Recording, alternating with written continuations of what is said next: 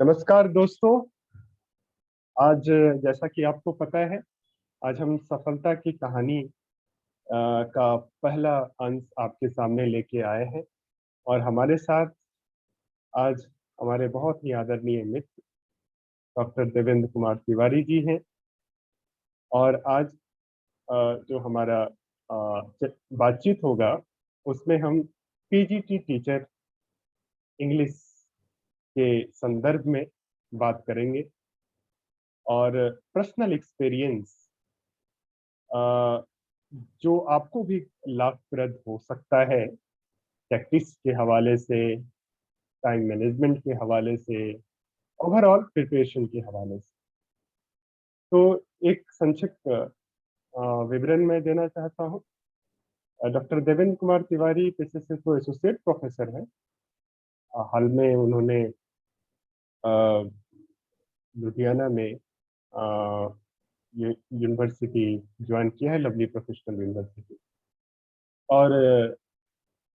और उनका अभी पीजीटी टीचर में सिलेक्शन भी हुआ है।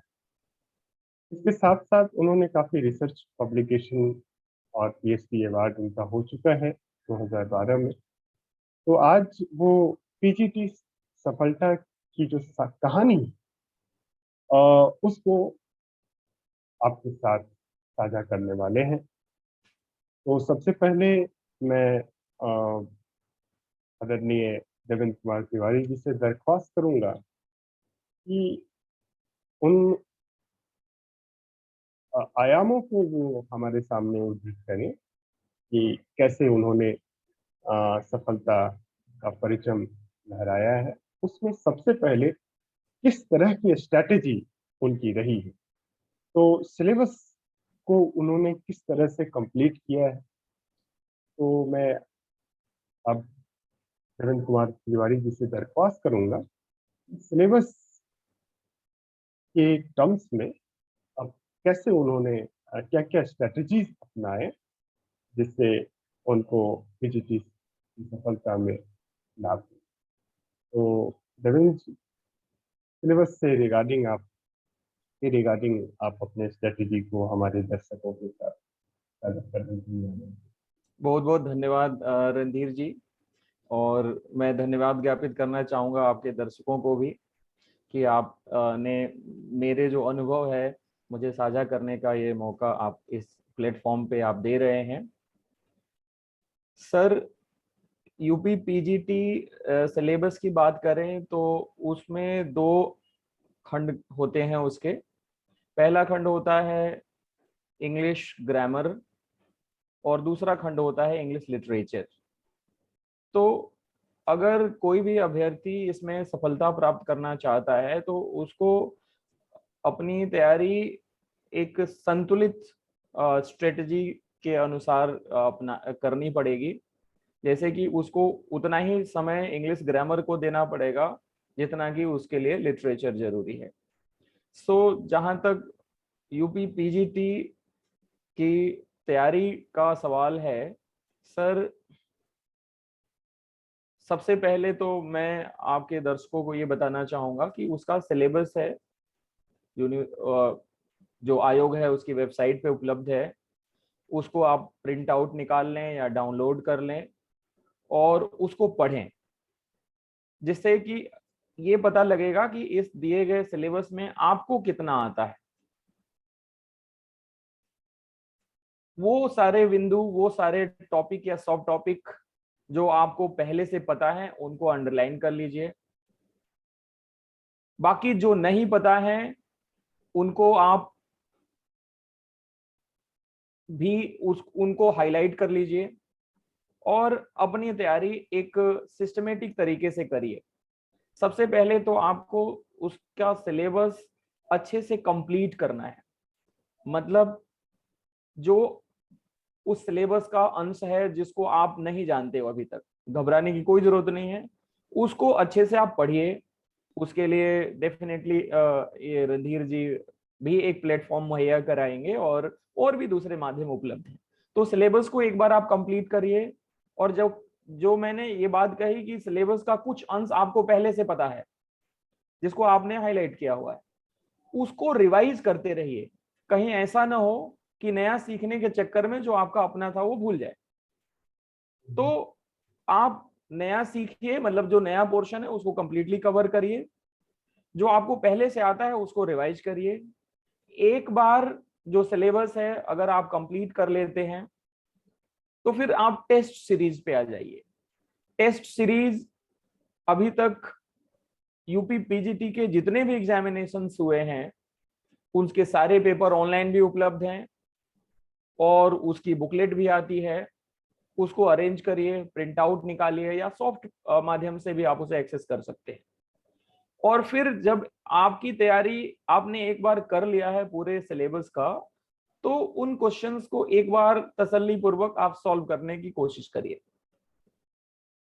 अगर आपने ईमानदारी से सिलेबस कंप्लीट किया है तो वो सिलेबस हो जाएगा, वो जो क्वेश्चंस आए हैं वो हो जाएंगे।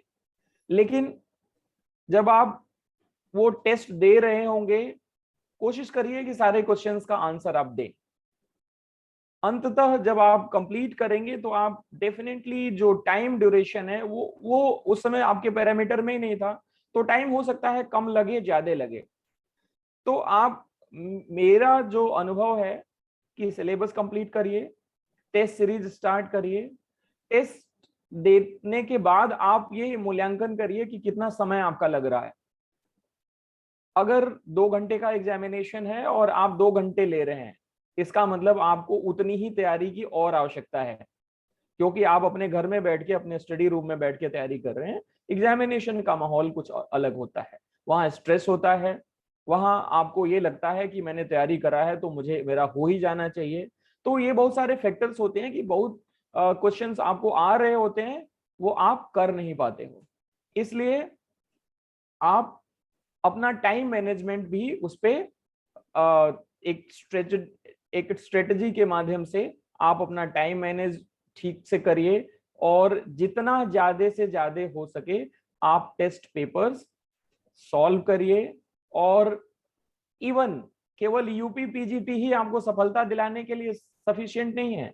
उस स्तर के जितने भी एग्जामिनेशंस हैं, चाहे किसी भी स्टेट के हैं, चाहे D triple S B Delhi का एग्जामिनेशन हो, उत्तराखंड पीजीटी का एग्जामिनेशन हो, पंजाब का एग्जामिनेशन हो, हरियाणा का हो, एमपी का हो, वो सारे पेपर्स आपको इंटरनेट पे उपलब्ध हैं, उन सबको डाउनलोड कर लीजिए। राजस्थान पीजीटी का एग्जामिनेशन है, उसका पेपर है, सब कर लीजिए और सारे पेपर्स को कर डालिए। तो इससे जी ये होगा कि जो क्वेश्चंस का नेचर है उससे आप परिचित हो जाएंगे और फिर आपके अंदर कॉन्फिडेंस आएगा। जी, बहुत बहुत धन्यवाद। हम्म। देवेंद्र जी ने दो महत्वपूर्ण बात कहा। आप अगर हमारे दर्शक अगर आप ध्यान से सुने होंगे, जितने भी कॉम्पिटिटिव एग्जामिनेशंस हैं, उन सारे कॉम्पिटिटिव एग्जामिनेशन जो पीजीटी स्तर के होते हैं, और मैं तो कहूंगा कि असिस्टेंट प्रोफेसर और यूजीसी नेट का भी क्वेश्चन बैंक आपको बहुत ही लाभ देगा। तो सबसे पहले एक ये है कि क्योंकि आपको पता है कि कॉम्पिटिटिव एग्जामिनेशंस में जितना ज्यादा प्रैक्टिस होता है उतना ज्यादा आसानी आपको मिलती है।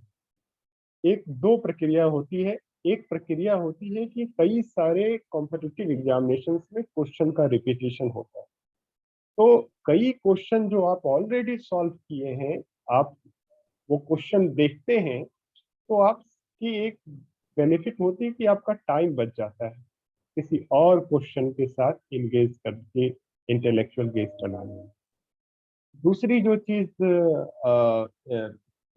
अभी देवेंद्र जी ने कहा, इस सिलेबस का हर एक अंश, कई सारे बच्चों को होता है कि मेरा लिटरेचर बहुत अच्छा है, कंप्रिहेंशन थोड़ा खराब है, तो कोई बात नहीं, हम लिटरेचर में हाईएस्ट मार्क्स लेके आ जाएंगे।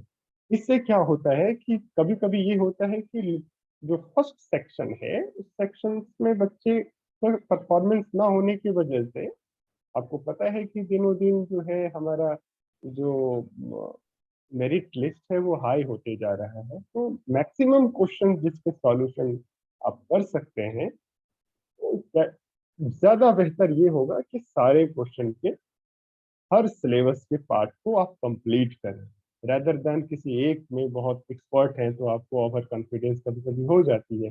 मेरा तो एग्जाम क्लियर ही हो जाए। तो ये दो चीज यह यहाँ महत्वपूर्ण बात है।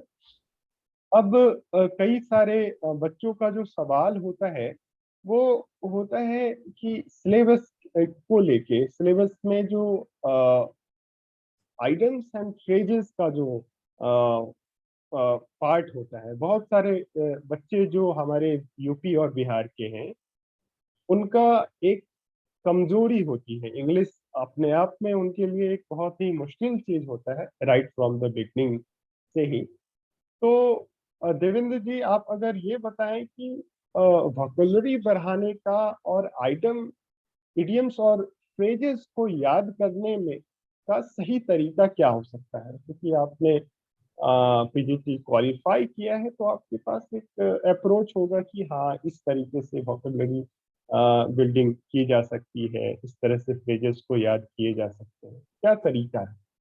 रणधीर जी, बहुत अच्छा प्रश्न आपने पूछा है। और इडियम्स एंड फ्रेजेज ही नहीं, जो आपने बाद में कहा है वोकेबुलरी, हम्म, वोकेबुलरी का जो पोर्शन है उससे तकरीबन 10 क्वेश्चन आपके एग्जामिनेशन में आते हैं, जो सिनोनिम्स के फॉर्म में होते हैं, एंटोनिम्स के फॉर्म में होते हैं, वन वर्ड सब्स्टिट्यूशन के फॉर्म में होते हैं, होमोफोन्स के फॉर्म में होते हैं, होमोनिम्स के फॉर्म में होते हैं, इडियम्स एंड फ्रेजेस डेफिनेटली होते हैं, फ्रेजल वर्ब होता है।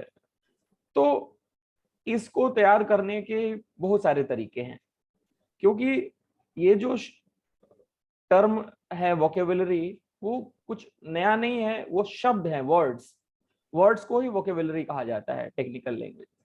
तो शब्द याद करने से अभी तक रेयर ही सुनने में आया है कि किसी व्यक्ति ने डिक्शनरी याद कर लिया।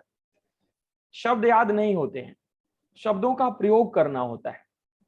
आप लिख के प्रयोग करें, आप किसी का भाषण सुने।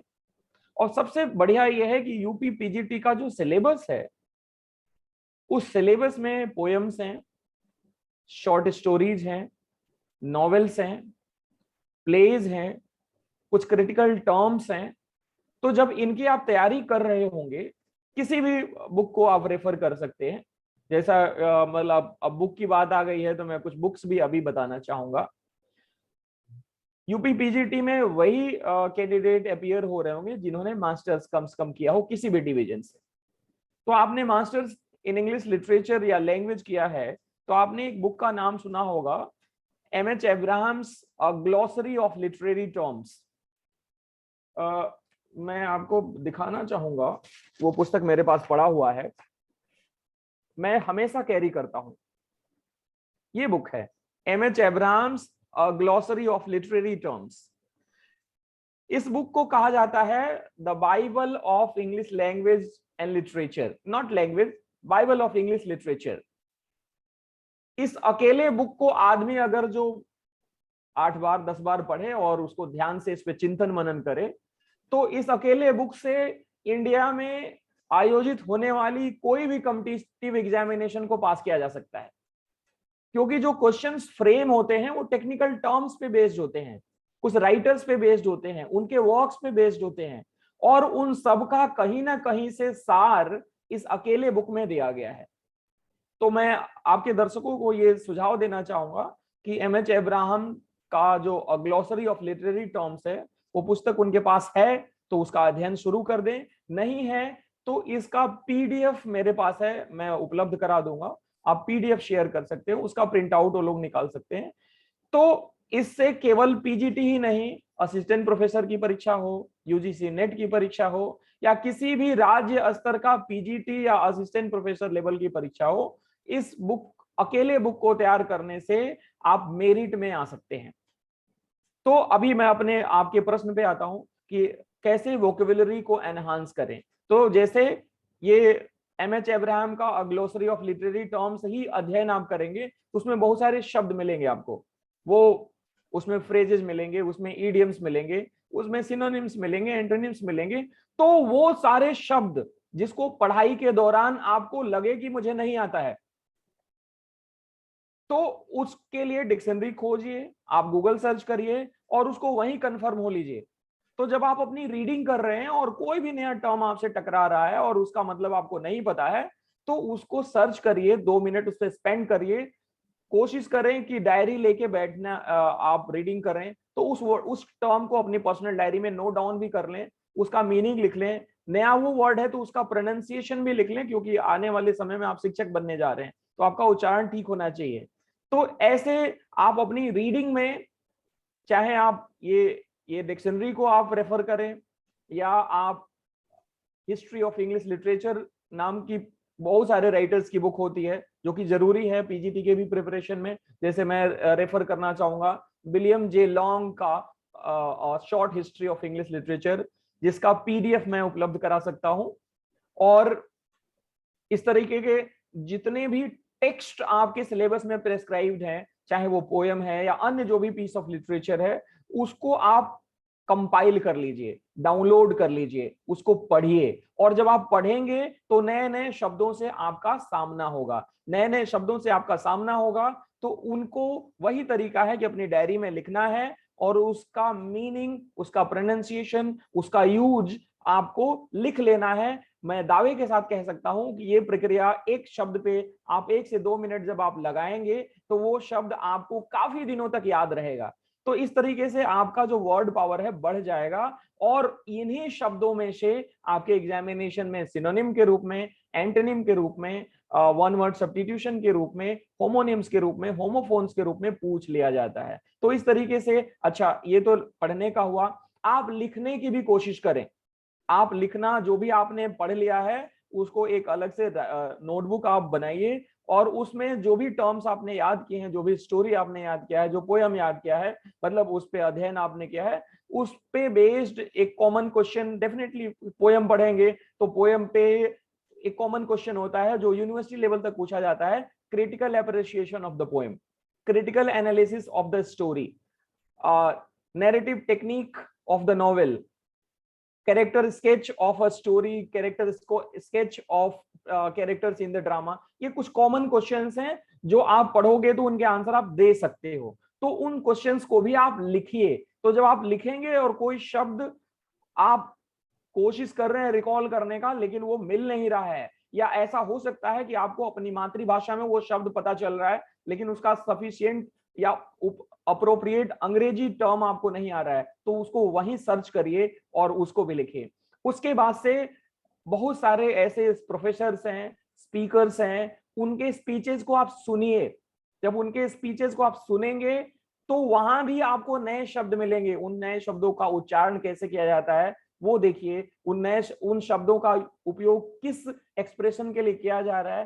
तो कहने का मतलब है कि भाषा का एक, कह सकते हैं, एक सेगमेंट है वोकेबुलरी, और उसका प्रयोग 4 माध्यम से किया जाता है।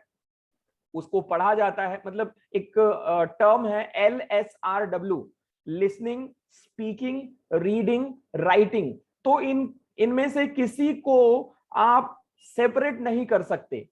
और ये चारों जो स्किल्स हैं भाषा की, उसको एक साथ जब आप प्रैक्टिस करेंगे तो आपको उस दौरान जितने शब्दों से आपका सामना होगा वो आपके अपने हो जाएंगे, और कोई लोड नहीं लेना पड़ेगा। किसी भी एग्जामिनेशन में आप पास कर जाएंगे। उदाहरण मैं देना चाहूंगा, एक ड्रामा है जॉन ऑफ्सबर्न का, लुक बैक इन एंगर।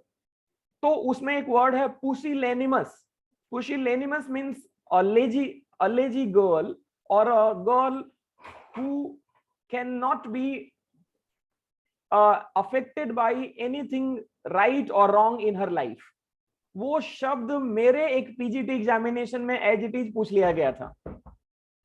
तो इस तरह से जब आप पढ़ेंगे तो आप नए नए शब्दों से आपका मुकाबला होगा और फिर उनको आप तैयार कर लेंगे। बहुत बढ़िया देवेंद्र जी, आपने बहुत खूबसूरती तरीके से इस क्वेश्चन को जवाब दिया, और बिल्कुल एक प्रैक्टिकल और प्रैग्मेटिक जवाब था आपका ये। इसी से जुड़ा हुआ लिटरेचर के सवाल को डिस्कस करते हैं।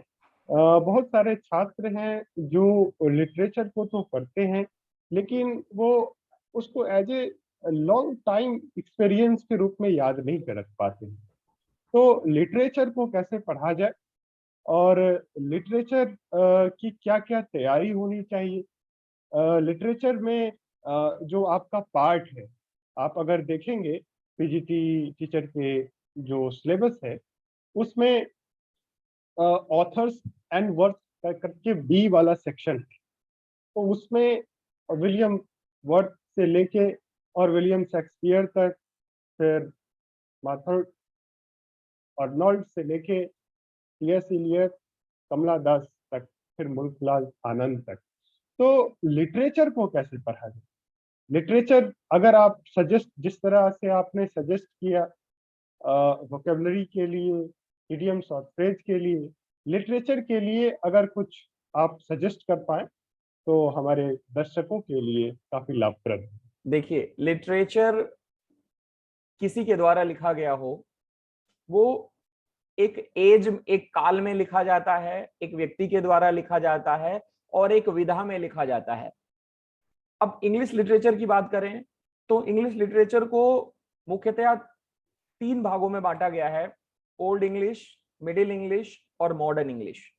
ओल्ड इंग्लिश से इंग्लिश लिटरेचर की यात्रा शुरू होती है और आज के दिन तक जो लिटरेचर लिखा गया है अंग्रेजी भाषा में, वो सब इंग्लिश लिटरेचर का पार्ट है।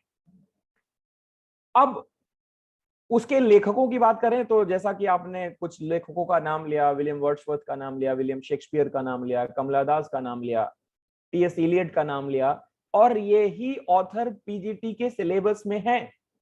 इनकी कुछ रचनाएं हैं, किसी का कोई पोयम है, किसी का कोई शॉर्ट स्टोरी है, किसी का कोई नॉवेल है, किसी का कोई ड्रामा है।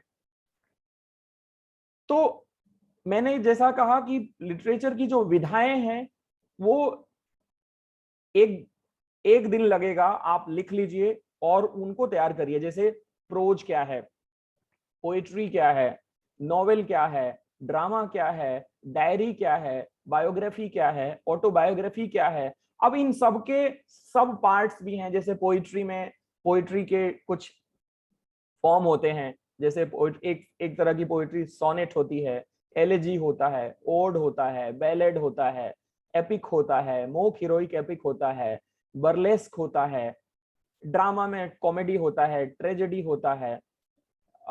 नॉवेल की बात करें तो एपिस्टेलरी नॉवेल होता है, गोथिक नॉवेल होता है, साइंस फिक्शन होता है, रियलिस्टिक नॉवेल होता है।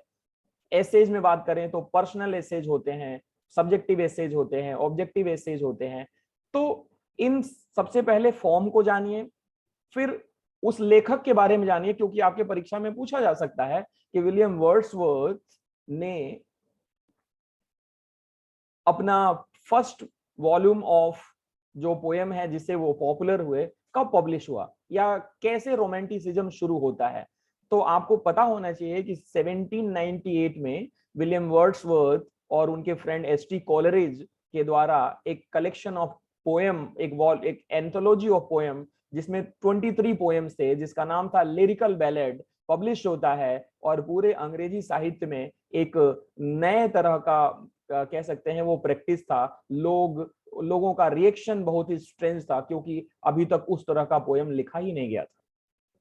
तो आप 3 चीजों को एक साथ लेके चलेंगे: हिस्ट्री ऑफ इंग्लिश लिटरेचर, उस हिस्ट्री में जितने पोएट राइटर एमर्ज हुए वो कौन थे, उनका जन्म कब हुआ, उनकी बेसिक बायोग्राफी, उन्होंने क्या लिखा, किन किन फॉर्म में उन्होंने लिखा और किस तरह की लैंग्वेज यूज करी। और एक और तीसरी चीज जो आपके सिलेबस में है जिसमें पूछा जाएगा, जैसे स्टाइलिस्टिक फीचर ऑफ लिटरेचर।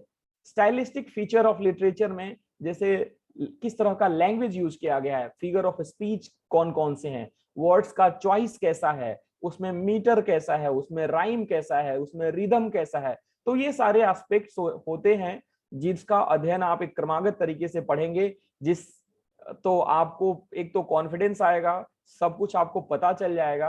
और इन्हीं कह सकते हैं कि इसी यात्रा से, इसी जर्नी से आपके क्वेश्चंस फ्रेम किए जाएंगे आपके एग्जामिनेशन में, और डेफिनेटली आप सफलता प्राप्त कर सकेंगे। इसी बहुत बहुत बधाई आपको। और इसके साथ एक और प्रश्न काफी सारे विद्यार्थी दर्शक समझना चाहते हैं, टाइम को लेके कि कितने घंटे। हालांकि ये एक बहुत ही लिटरल सवाल है, लेकिन टाइम को लेके काफी सारे विद्यार्थी का प्रश्न रहता है। देखिए जी, तो अगर जी, पीजीटी की बात करें, केवल आप पीजीटी की तैयारी आप कर रहे हैं, तो आप एक्सक्लूसिवली अगर जो आप अपने आप को डेडिकेट कर रहे हैं पीजीटी प्रिपरेशन में और सिलेक्शन लेना चाहते हैं, तो देखो टाइम का तो सर वैसे भी एक मिथ है टाइम के बारे में। जो जिस तरह के लोग होते हैं उन सब की अलग अलग स्ट्रेटजी होती है। कुछ लोग कम समय में ही बहुत कुछ पढ़ लेते हैं, लेकिन ऑन एन एवरेज टाइम की बात करें तो आप अपने दर्शकों को बता सकते हैं कि 5 घंटा एवरीडे कैसे भी किसी भी टाइम समय निकालें। उसका टाइम डिवीजन इस तरह से करें कि 1.5 hour every day English grammar को दें, 1.5 आवर एवरी डे आप लिटरेचर को दें, और 2 घंटा प्रैक्टिस करें। 2 घंटे में आप एटलीस्ट एवरी डे एक टेस्ट सीरीज सॉल्व करें। अगर आपकी अनुमति हो तो मैं एक कह सकता हूं कि एक दूसरे अभ्यर्थी का किसी परीक्षा में टॉप रैंक लाने का मैं आपको अनुभव साझा करना चाहूंगा। 2016 की बात है। एक मेरे मित्र हैं, उन्होंने ऑल इंडिया गेट में पहला रैंक लाया इंजीनियरिंग, जो इलेक्ट्रिकल इंजीनियरिंग है उसमें। तो उनसे भी मतलब हम लोग बात कर रहे थे, एक इंटरव्यू ही ले रहे थे, तो उनसे पूछा गया कि आपका ऑल इंडिया रैंक 1 लाने का के पीछे राज क्या है, क्या सीक्रेट है। तो उन्होंने ये कहा कि देखो ये मेरा पहला अटेम्प्ट नहीं था, ये मेरा तीसरा अटेम्प्ट था। पहले अटेम्प्ट में मैं पास ही नहीं हुआ, दूसरे अटेम्प्ट में मैं पास हुआ लेकिन 1000 से ऊपर रैंक आई। इस तीसरे अटेम्प्ट में मैंने मेरे 2 असफलताओं से मैंने सीखा, और ये सीखा कि परीक्षा में किसी तरह का स्ट्रेस नहीं लेना है। तो स्ट्रेस कैसे नहीं आएगा, जब आप परीक्षा को अपने डे टू डे लाइफ का हिस्सा बना लें। तो उसके लिए उस बंदे ने एक बात कही जो मैं आपके दर्शकों से कहूंगा, और इस बात का विशेष रूप से वो ध्यान रखें कि उस बंदे ने ये कहा कि वो गेट का परीक्षा यूजुअली हर संडे को होता है, मॉर्निंग शिफ्ट में होता है और इवनिंग शिफ्ट में होता है। तो उसने ये कहा कि एवरी संडे मेरा पेपर हो चाहे ना हो, उस पर्टिकुलर टाइम पे पिछले 6 महीने से हर संडे मैं पेपर लेके बैठता था। उस टाइम पे सेल्फ डिसिप्लिन होके ये मानते हुए कि मैं पेपर देने बैठा हूं, अपने घर में अपने स्टडी रूम में मैं बैठता था और हर संडे उस टाइम पे मैं पेपर सॉल्व करता था। तो आप लगा सकते हैं अंदाजा कि महीने में 4 या 5 संडे होते हैं और 6 महीने 1 साल उसने तैयारी करी, तो करीब 50-60 इस तरह से उसने टेस्ट सीरीज सॉल्व किया, मानो कि वो परीक्षा में बैठा हो। तो ये अनुभव उस बंदे ने अपने अंदर अर्जित किया, और जो रियल परीक्षा था उसका उसने ये बताया कि जब मैं परीक्षा में बैठा, जो वास्तविक परीक्षा थी जिसमें मेरा रैंक 1 आया है, उसमें मैंने ये फील किया ये तो मेरा रोज का काम है। ये तो मेरा मेरे घर में बैठ के जो मैं हर संडे करते आया हूं यही काम है। 1% का स्ट्रेस मेरे मन में नहीं था, और मैंने सारे क्वेश्चंस जितने आए मुझे मैंने उसे अटेम्प्ट किए, और मैं अपना बिल्कुल एज यूजुअल वो पेपर देके निकल आया। मैंने ये सोचा नहीं था कि मेरा रैंक 1 आएगा, लेकिन मैं उस पेपर से बहुत ही संतुष्ट था, किसी भी तरह का कोई स्ट्रेस नहीं था।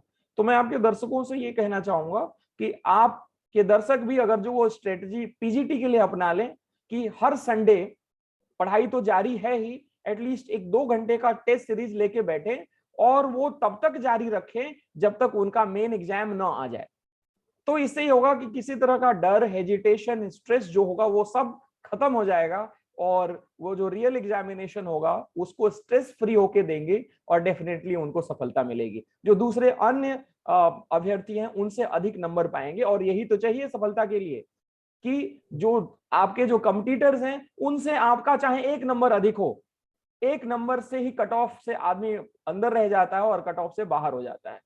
तो बस यही करना है, आप इस तरह से स्ट्रेटजी आपके दर्शक अपनाएं, डेफिनेटली उनको सफलता मिलेगी। तो बहुत बहुत धन्यवाद देवेंद्र जी। तो दर्शकों, जैसा कि आपने आज का बातचीत से कुछ लेसन्स आप ड्रॉ किए होंगे, जितना कहते हैं ना, practice makes a man perfect. तो प्रैक्टिस से जो स्ट्रेस का इशू है, काफी सारे बच्चे न सिर्फ पीजीटी एग्जाम में, बहुत सारे कॉम्पिटिटिव एग्जामिनेशन में जहाँ पे रीजनिंग होती है, जहाँ एबिलिटी का टेस्ट होता है, स्ट्रेस की वजह से, नर्वसनेस की वजह से वो काफी गलत क्वेश्चन करके आ जाते हैं। तो इसको आपको थोड़ा सा ओवरकम करना होगा। और बहुत अच्छा एग्जाम्पल दिया देवेंद्र जी ने एक अभ्यर्थी का। तो उसको भी आज से आप कम से कम एक टेस्ट सीरीज के क्वेश्चन आप डेली प्रैक्टिस करें। तो सफलता के द्वार का ये प्लेटफॉर्म आपको पीजीटी टीचर के लिए के प्रिपरेशन के लिए एक प्लेटफॉर्म तैयार कराएगी। और यूपी पीजीटी का हमारा इंग्लिश का जो बैच है वो 20 जुलाई से स्टार्ट होने वाला है। तो जो भी अभ्यर्थी प्रैक्टिस करना चाहते हैं, उनको स्टडी मटेरियल चाहिए, वो इस व्हाट्सएप नंबर पे अपना रिक्वेस्ट सेंड करेंगे। तो हमारा बैच ऑनलाइन होगा 7 से 8, या वो हम म्यूचुअली डिसाइड कर लेंगे। और इसके साथ साथ यूजीसी नेट का भी जो है 10 दिन का जो है क्रैश कोर्स, इसमें सारे इंग्लिश का सारा सिलेबस वो भी हम कवर करेंगे। तो जो भी इंटरेस्टेड अभ्यर्थी हैं वो इस व्हाट्सएप नंबर पे अपना रिक्वेस्ट शेयर करेंगे। तो आज जो हमारे मेहमान जो हमारे साथ जुड़े, सर देवेंद्र कुमार तिवारी जी, आपको सफलता के द्वार की तरफ से बहुत बहुत बधाई। और आपको मैं, क्योंकि आप हमारे एक को नर्चरर भी हैं, तो आपके साथ हमारा लगातार संवाद बनने वाला है। तो बहुत बहुत धन्यवाद। बहुत बहुत धन्यवाद आपके